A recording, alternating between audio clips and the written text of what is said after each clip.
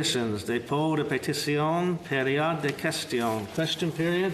Senator Platt. Thank you, Your Honour. My question is for the government leader, and it concerns our veterans. Before asking my question, I do want to take a moment to offer condolences to the loved ones of Corporal James Choi, who was killed tragically in a training accident at CFB Wainwright last Friday. Our thoughts and prayers are with his family and all members of the Canadian Armed Forces in this difficult time.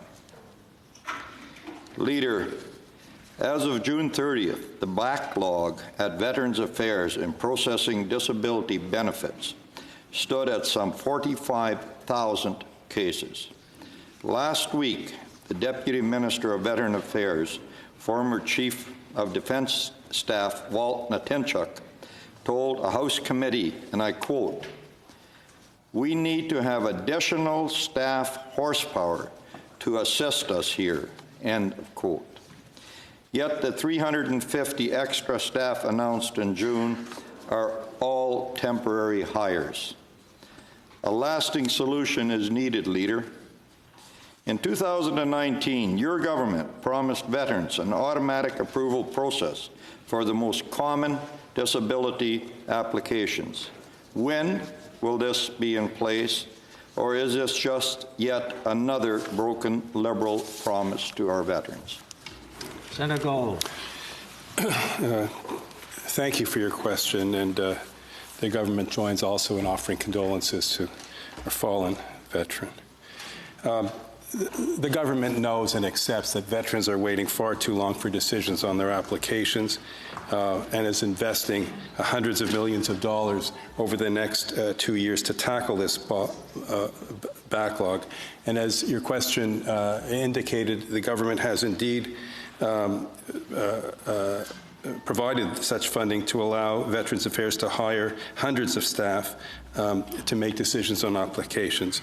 Indeed, I've been advised that, in addition, the government has reopened 9 Veterans Affairs offices that were closed in 2014 and hired over 700 staff to make up for staff cuts since 2010.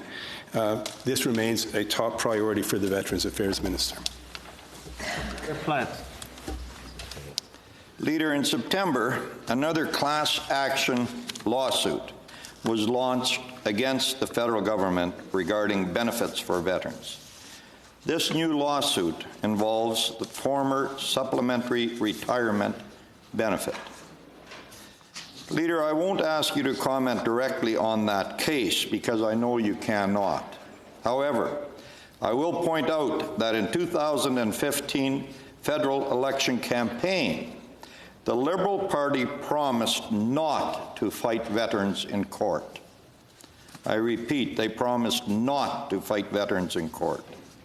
As we recently discovered, the Trudeau government spent well over $200,000 defending Minister O'Regan in a defamation case launched by veteran Sean Brouillard, costing taxpayers about 10 times what Mr. Brouillard sought in damages.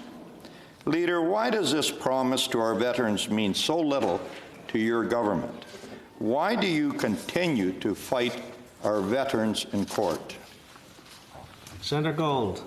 Well, thank you for your question. The well-being of our veterans is of fundamental importance to this government. As this honourable senator mentioned, the issues before the courts are not something upon which I can comment, and so with that I respectfully decline to comment. Senator Martin.